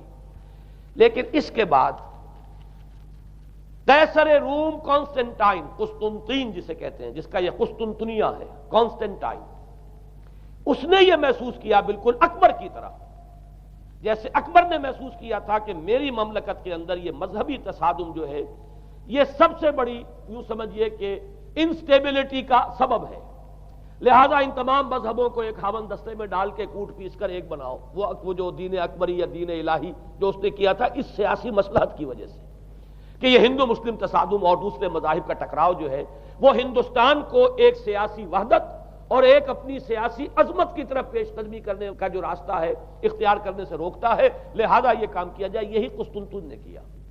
اس نے جب دیکھا بڑی کشمکش چل رہی ہے اس نے خود عیسائیت اختیار کر. عیسائیت کون سی اختیار کی؟ پالیزم والی. ظاہر بات ہے اس کے لیے بھی اصل عیسائیت اختیار کرنا جو ہے مشکل تھا. پالیزم والی. اور اس کے بعد یہ اب اسٹیٹ کی جو مشینری تھی، جو طاقت تھا، جو دباؤ تھا، اس کے حوالے سے اب یہ مسیحیت جو ہے پورے رومن امپائر کے اندر اب یہ بڑی تیزی کے ساتھ جس کو کہنا چاہیے اس کا ایک نظام قائم ہوا اور جو مذہبی طبقہ تھا اس کا اقتدار مستحکم ہو گیا. اس کے باوجود 200 برس اور گزرے. یونان چونکہ بہت بڑا مرکز تھا علم کا، فلسفے کا، سائنس کا، حکمت کا. آپ کو معلوم ہے یہ تمام ارسطو ہو، افلاطون ہو، یہ سب یونان کے ہیں. ارشمیدس ہو، یہ تمام کے تمام جو بھی ہے تو سائنس اور فلسفہ دونوں اس کا گہوارہ یونان تھا. یونانی حکما اعتراض کرتے تھے. لہذا سن 529 اس کو نوٹ کر لیجئے. جسٹینین ایک قیصر تھا اب قسطنطین کے 200 برس بعد. اس نے اپنی پوری مملکت میں فلسفہ اور سائنس کی تعلیم حرام قرار دی. کوئی نہ فلسفہ پڑھ سکے گا نہ سائنس. جو فلسفہ پڑھے گا اس کو مرتد قرار دے دیا جائے گا اور زندہ آگ میں جلا دیا جائے گا. انکوزیشن کورٹس قائم ہوئی. وہ صرف مذہبی عدالتیں اس لیے قائم ہوتی تھی کہ جس کے بارے میں معلوم ہو جائے کہ یہ فلسفہ پڑھتا ہے یا یہ سائنس پڑھتا ہے. اس لیے کہ فلسفہ اور سائنس دونوں جڑ کاٹتے ہیں اس ڈوگما کی. وہ ڈوگما جو پالیزم والا ڈوگما ہے اس کی جڑ کھودنے والی ہیں دونوں چیزیں. اور چونکہ وہ دونوں عقل کو اپیل کرتی ہیں، یہ ڈوگما عقل کے متضاد ہے. لہذا مذہب کا تحفظ اسی طرح ہو سکتا ہے کہ اب ان دونوں کو بالکل ممنوع قرار دے دیا جائے. یوں سمجھیے کہ تقریباً 1000 برس تک یورپ میں، چونکہ سب سے بڑی امپائر یہی تھی، یورپ میں فلسفہ اور حکمت اور یہ سائنس کی تعلیم ممنوع رہی. یہ ہے در حقیقت سب سے پہلا کام جو جسٹینین نے کیا 529 میں. اس کے بعد آگے چل کر پوپ کا جو اقتدار ہے وہ اتنا زبردست بنا ہے. پوپ کو اختیار حاصل ہو گیا جس چیز کو چاہے وہ قانون کا درجہ دے دے. اس لیے کہ شریعت تو ہے نہیں، خلا پوپ کون کرے گا؟ پوپ کو کرے گا. پوپ کو اختیار حاصل ہو گیا وہ جس کے گناہ چاہے معاف کر دے. اب دیکھیے اگرچہ ویسے تو گناہ پہلے ہی معاف ہو گئے کہ جس نے مسیح کو مان لیا گناہ تو معاف ہو گئے اگلے پچھلے سب، لیکن یہ کہ پھر بھی ایک خلش رہ جاتی ہے انسان کے دل میں. چونکہ ایک اخلاقی حص انسان کے اندر اللہ نے پیدا کی ہوئی ہے. جب کوئی شخص کرتا ہے، کوئی بدکاری کرتا ہے، کوئی چوری کرتا ہے، ڈاکہ ڈالتا ہے، تو وہ جو ایک کانشنس ہے وہ جو پرک کرتا ہے اس کو بھی ختم کرنے کے لیے اگر پوپ یا کارڈینل یا اس کے کسی نمائندے کے سامنے جا کر اعتراف گناہ کر لو اور کچھ اس کی مٹھی گرم کرو، کچھ ہدیہ پیش کرو، تو توبہ نامہ، معافی نامہ تمہیں دے دیا جائے گا. اور وہ جو چیز ہے وہ تمہارے لیے سند ہے کہ کوئی تم سے باز پرس تمہارے گناہ کی نہیں ہو سکے. پھر ان کی قیمتیں تھیں، ان کے لیے بڑی بڑی جو ہے ہدیے مقرر کیے گئے تھے. تیسری چیز بائبل کا اول تو یہ کہ مفہوم جو ہے وہ کوئی سند نہیں ہے، اس لیے کہ بائبل ہانٹ کر رہی تھی نا. اولڈ ٹیسٹمنٹ بھی ہے، یہ حضرت مسیح کی یہ 4 انجیلیں بھی ہیں، یہ تعلیم کچھ اور ہے. لہذا بائبل جو ہے وہ سند نہیں ہے. سند پوپ کا جو ہے فرمان وہ سند ہے. بائبل کی شرح کرنے کی، بائبل کی طرف سے کوئی دلیل لانے کی کسی کو کوئی حق حاصل نہیں. یہ جبر تھا، یہ تشدد تھا یورپ میں.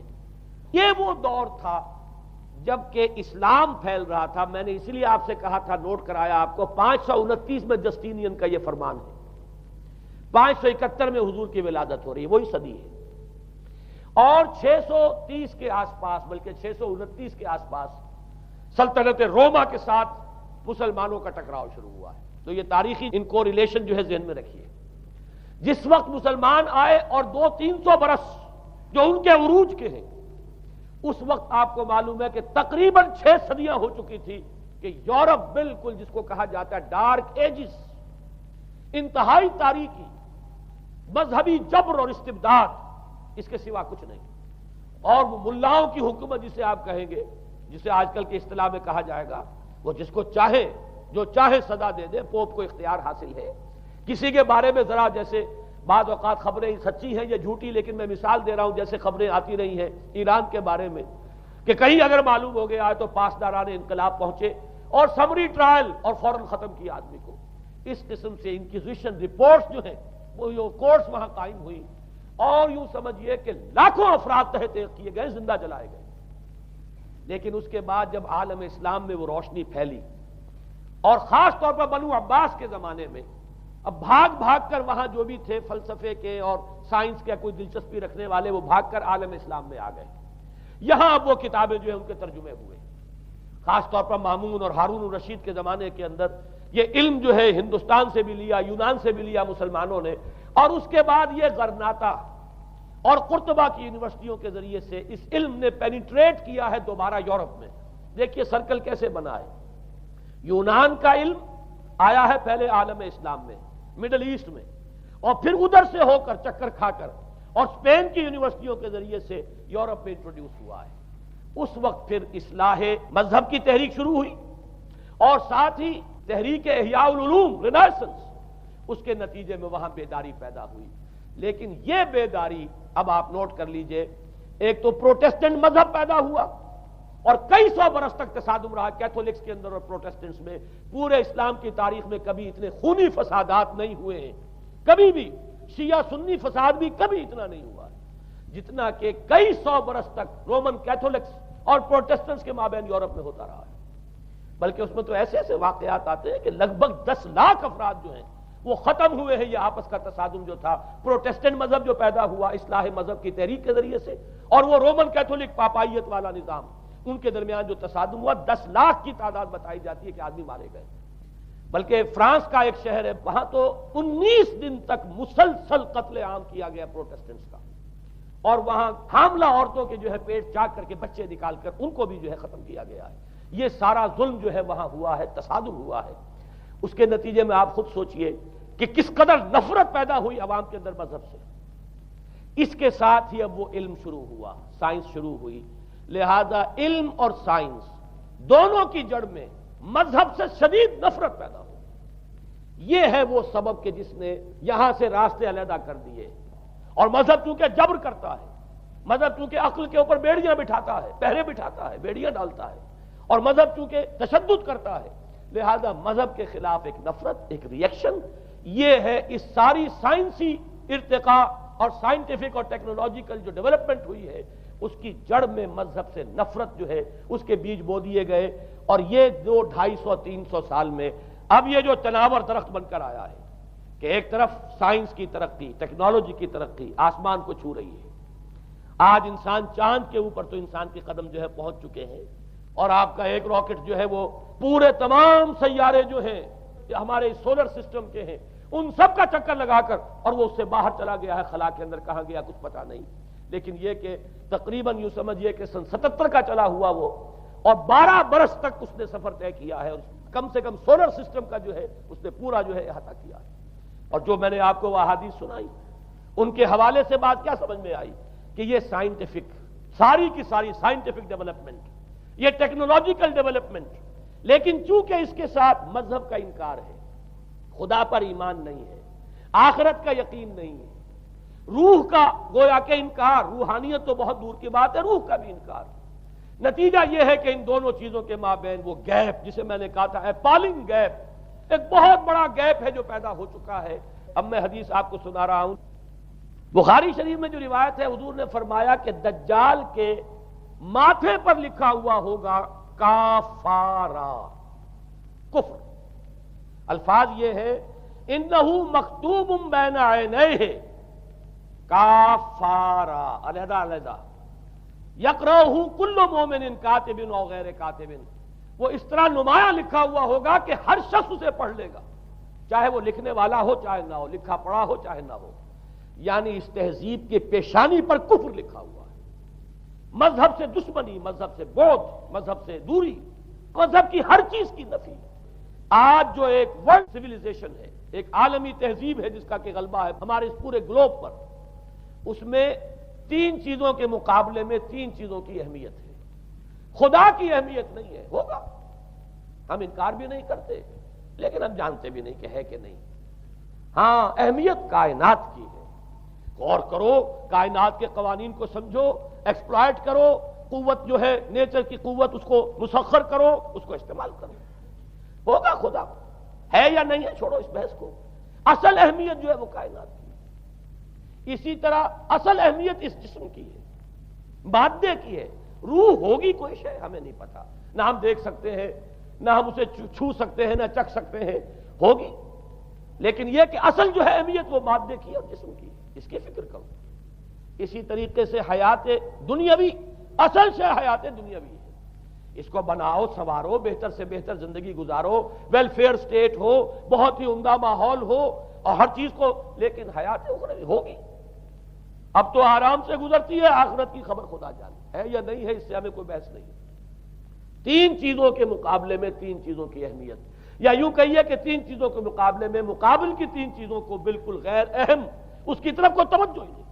توجہ کا ارتکاز کائنات پر ہے، ذات باری تعالیٰ پر نہیں۔ ذات و صفات باری تعالیٰ ایک صرف علمی موضوع ہے، اصل توجہ کی شے کائنات ہے۔ روح ہوگی کوئی شے، اصل شے جسم ہے اور مادہ ہے۔ حیات اخروی ہمیں نہیں پتا، کسی نے واپس آ کر خبر نہیں دی مرنے کے بعد، لہذا ہم نہیں کہہ سکتے ہے کہ نہیں ہے۔ البتہ یہ کہ حیات دنیا بھی تو ہے، اس کو مضبوطی کے ساتھ تھامو، اس کو بہتر بناؤ۔ توجہ کا اصل ارتکاز حیات دنیاوی پر ہے۔ یہ ہے وہ گلوبل سویلائزیشن جو در حقیقت یورپ سے ابھری، اور یورپ سے ابھری ہے، اس کی بنیاد میں مذہب کی دشمنی موجود تھی۔ جو رد عمل تھا در حقیقت اس پاپائیت کے نظام کا، جو پولزم کے ذریعے سے دنیا میں قائم ہوا، یہ وجہ ہے۔ اور آج انسان جہاں کھڑا ہے، غور کیجئے، انتہائی ہولناک جنگ جو ہے وہ اس کے سر پر ایک خطرے کے طور پر مسلط ہے۔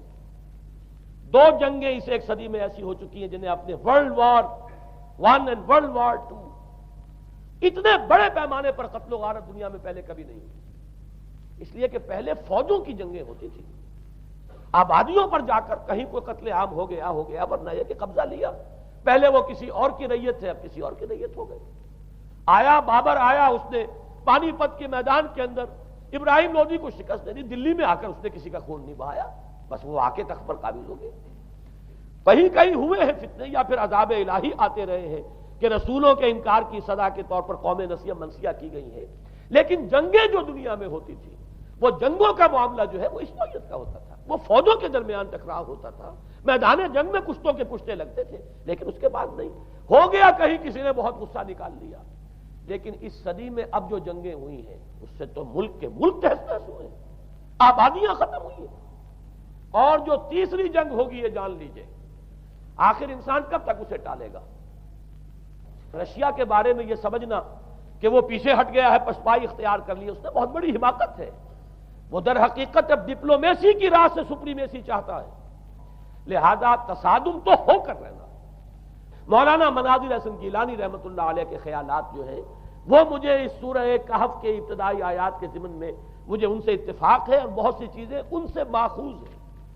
اسی طریقے سے جو حدیث اب میں آپ کو بتا رہا ہوں، میرے سامنے اس کا متن نہیں ہے، مولانا حامد میاں رحمۃ اللہ علیہ انہوں نے مجھے یہ بتایا تھا کہ جو میں نے جمع کیے ہیں حالات و واقعات، قیامت سے پہلے جو حالات و واقعات پیش آنے والے ہیں، جن کی پیشین گوئی احادیث میں ہیں، ان سے معلوم ہوتا ہے کہ ایک بہت بڑی خوفناک جنگ ہوگی، اتنی بڑی خوفناک جنگ، اور ان کے الفاظ یہ ہے کہ اس میں دونوں فریق جو ہوں گے ان میں بڑی تعداد عیسائیوں کی ہوگی، ادھر بھی ادھر بھی، ایک طرف البتہ عیسائیوں کے ساتھ مسلمان بھی ہوں گے، یہودی بھی ہوں گے، اور دوسری طرف خالص عیسائی طاقت ہوگی، اور ان کے درمیان اتنی خوفناک جنگ ہوگی۔ الفاظ ان کے یہ ہیں اس حدیث کے جو انہوں نے مجھے بتائے کہ ایک پرندہ سینکڑوں میل تک پرواز کرے گا اور اسے سوائے لاشوں کے اور کچھ نظر نہیں آئے۔ آپ تصور کیجئے اگر ایٹامک وار ہو جاتی تو یہی ہوگا، تہس نہس ہو جائے گا، معاملہ ختم ہو کر رہ جائے گی چیز۔ اور یہ چیز جو ہے یہ بہرحال یہ جتنا کچھ پائل اپ کیا گیا ہے، یہ ڈسٹرکٹیو فورس، سائنس کی یوں سمجھیے کہ معراج اب یہی ہے۔ اب تو سٹار وارز کی باتیں ہو رہی ہیں کہ صرف زمین پر نہیں، باہر بھی یہ جنگیں ہمیں لڑنی پڑیں گی، لیکن یہ کہ اس کا کیا حال ہوگا۔ امریکہ میں ایک پکچر تیار کی گئی تھی، دی ڈے آفٹر غالباً اس کا نام ہے، اس میں ایک نقشہ دکھایا گیا ہے اس قدر ہولناک کہ یہ 100 اور اونچی منزلہ عمارتیں جو ہے یہ ایسے جیسے کہ کچے گھروں سے ہوتے ہیں، ایسے وہ پگھل کر رہ جائیں گی، اور یوں سمجھیے کہ انسان جو ان کے اندر ہوں گے، ایک ایک منزل کے اندر، ایک ایک ایسی 100 منزلہ عمارت کے اندر ہزاروں آدمی ہوتے ہیں، جیسے کہ کوئی ایسی کالونی ہو کوئی ان کی چیونٹیوں کی، اور اس پوری کالونی کو آپ اپنے پاؤں سے مسل دیں، ایسے انسانوں کا حال ہوگا اگر وہ جنگ ہو جاتی جس کا نقشہ کھینچا گیا ہے۔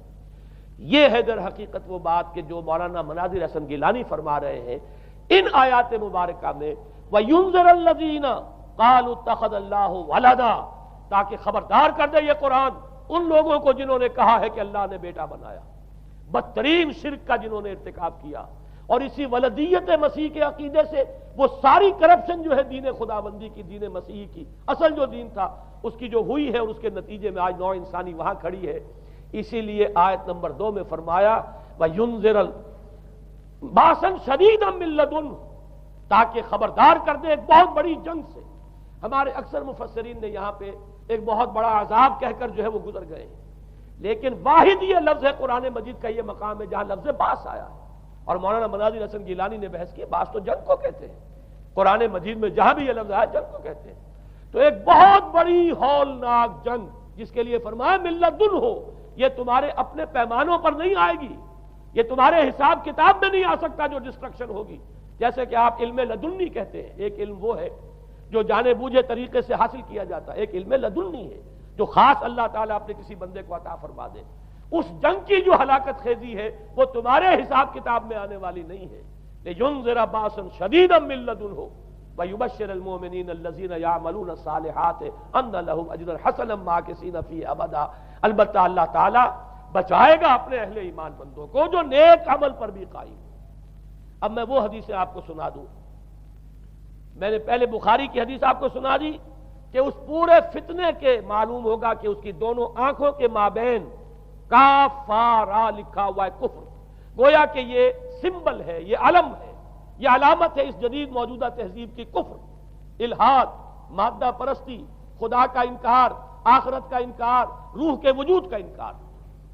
اس کے بعد فرمایا، یہ ابو داؤد کی روایت ہے، فواللہ، تو خدا کی قسم وہ وقت جب آئے گا، ان الرجل لیاتیہ وہو یحسب انہ مومن، ایک شخص حاضر ہوگا اس کے پاس، دجال کے پاس، اور وہ شخص اپنے آپ کو مومن سمجھتا ہوگا کہ مومن ہے، فیتبعہ بما یبعث بہ الشبہات، لیکن جو شبہات اس فتنے کی وجہ سے اس کے اندر پیدا ہو جائیں گے اس کی وجہ سے وہ بھی اسی کی پیروی کرے گا۔ آج آپ عالم اسلام کا نقشہ دیکھ لیجئے، ذہنوں کے اندر جو شبہات ہیں، ایمان کے بارے میں یقین کی کیفیت کتنوں کو حاصل ہے، وہی ساری ہماری بھی ویلیوز ہیں، وہی مادی تہذیب جو ہے، آج ہم بھی اسی کے پیروکار ہیں، سمجھتے ہیں اپنے آپ کو مسلمان، سمجھتے ہیں مومن، لیکن ذرا تجزیہ کیجئے۔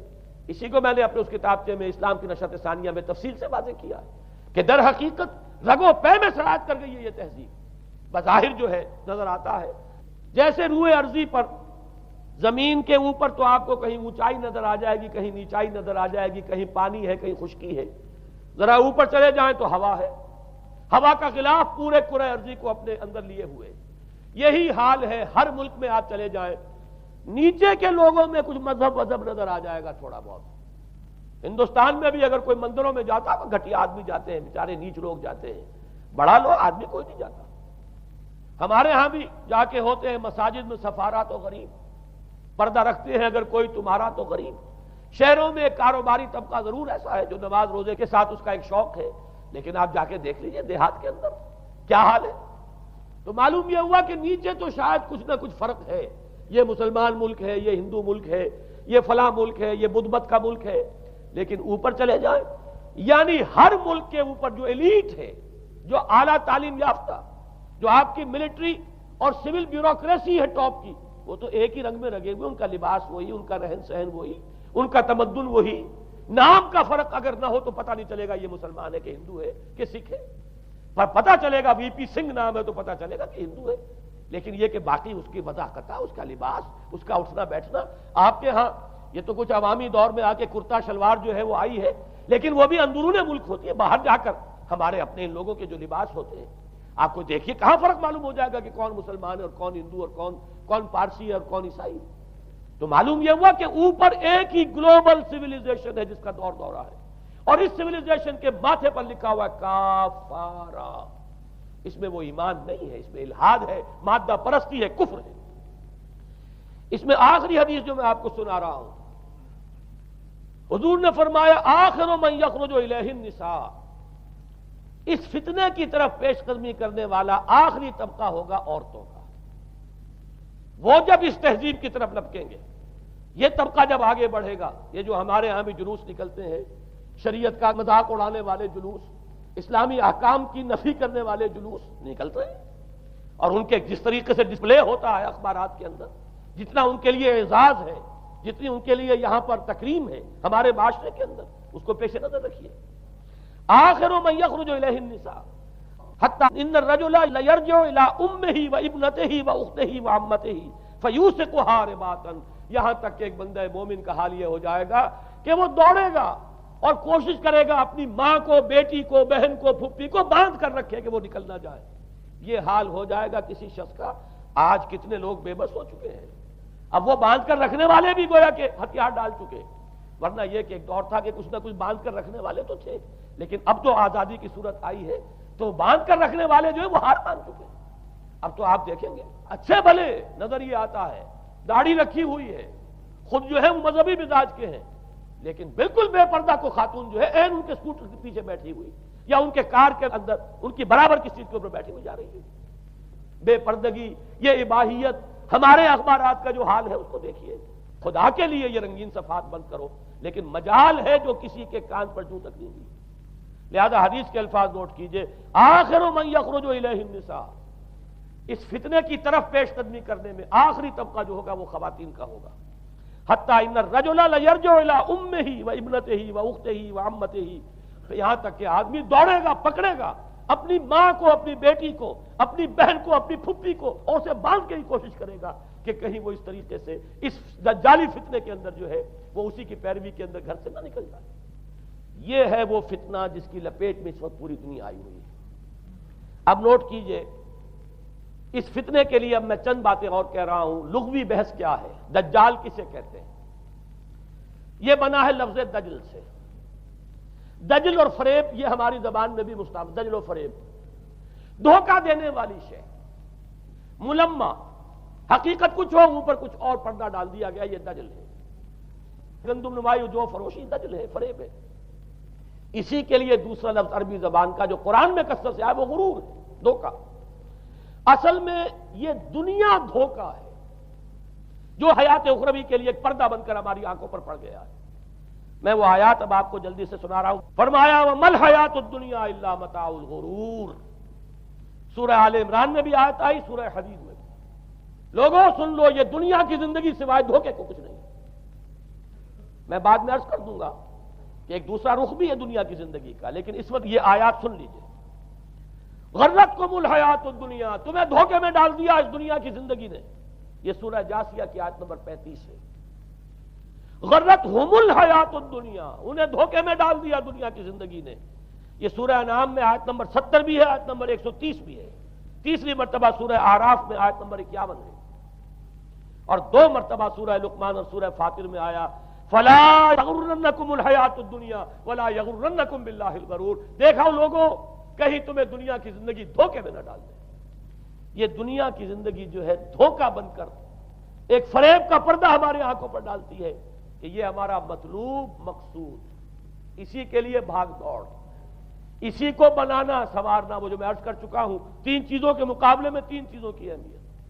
حیات دنیاوی جب مطلوب بن جائے، حیات دنیاوی جب انسان کی اصل محبوب بن جائے، تو گویا کہ حیات اخروی اب نگاہوں سے اوجھل ہو گئی، آنکھ اوجھل پہاڑ اوجھل۔ یہی ہے اصل دجل، یہی ہے اصل فریب۔ آیات اور سنیے، سورہ اعلیٰ، بل تؤثرون الحیات الدنیا والآخرۃ خیر وابقیٰ، لوگوں تمہاری گمراہی کی اصل جڑ بنیاد کیا ہے؟ تم دنیا کی زندگی کو ترجیح دیتے ہو جبکہ آخرت بہتر بھی ہے اور باقی رہنے والی بھی ہے۔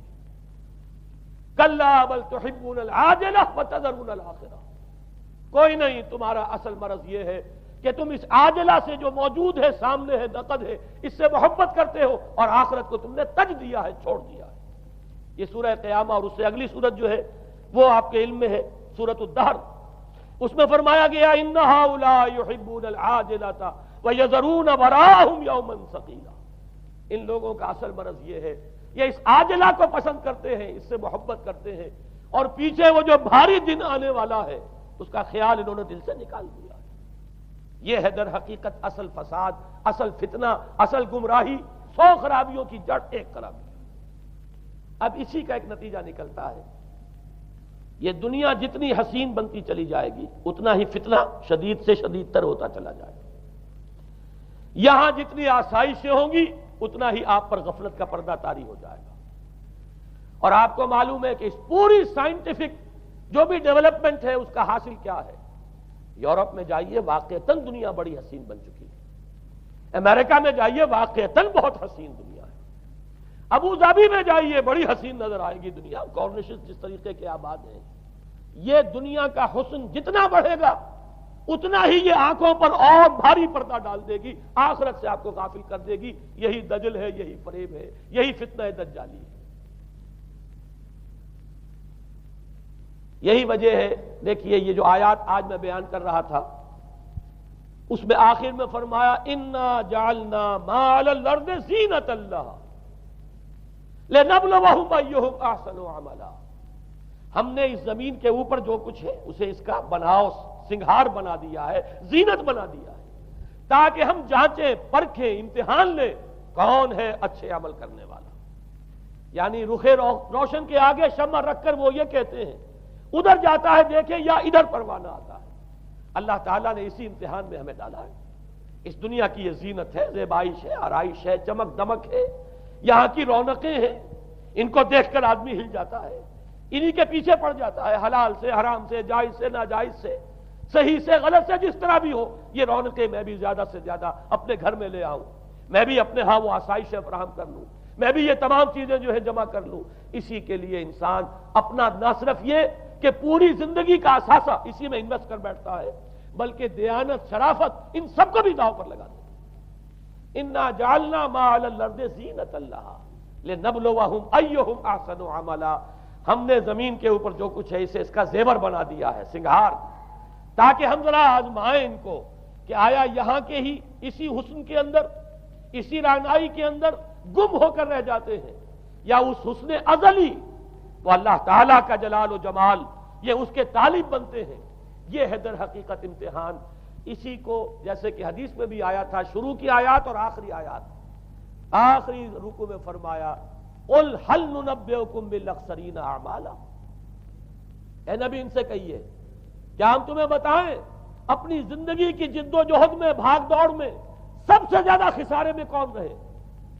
الذین ضل سعیہم فی الحیاۃ الدنیا وہم یحسبون انہم یحسنون صنعا، وہ لوگ کہ جن کی بھاگ دوڑ، جن کی محنت، جن کی کوشش وہ دنیا کی زندگی ہی میں بھٹک کر رہ گئی، اور وہ اپنے کہیں یہ سمجھتے رہے کہ ہم بڑے کامیاب ہو رہے ہیں، بہت اچھے کام کر رہے ہیں، ہم نے اتنی ترقی کر لی، ہم نے یہ کچھ بنا لیا، میں نے یہ جائیداد بنا لی، میں نے یہ کچھ مقام حاصل کر لیا، لیکن مطلوب و مقصود دنیا۔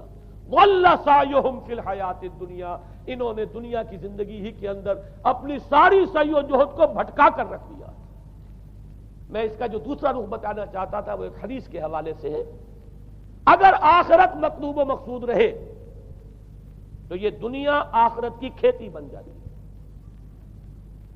حضور نے فرمایا دنیا مزرعۃ الآخرہ، اگر تمہارا مطلوب و مقصود آخرت ہے تو پھر یہ اس دنیا کے اندر یہ کھیتی ہے، بو گے یہاں تو وہاں کاٹو گے، نیک اعمال کرو، خدمت خلق کے لیے کوشاں ہو جاؤ، لوگوں کی ہدایت کے لیے اپنی توانائیاں جو ہے وقف کرو، خیرکم من تعلم القرآن وعلمہ، اس دنیا میں محنت کرو گے تو آخرت میں اجر و ثواب پاؤ گے۔ الدنیا مزرعۃ الآخرہ، اگر آخرت مطلوب و مقصود ہو تو دنیا بڑی قیمتی ہے، اس کا ایک ایک لمحہ بڑا قیمتی ہے۔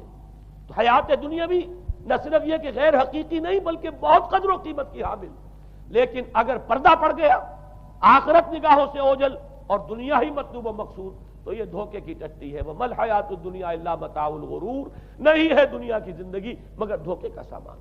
غرتہم الحیات الدنیا، غرتکم الحیات الدنیا، لا تغرنکم الحیات الدنیا، دیکھنا یہ دنیا کی زندگی کہیں تمہیں دھوکے میں نہ ڈال دے۔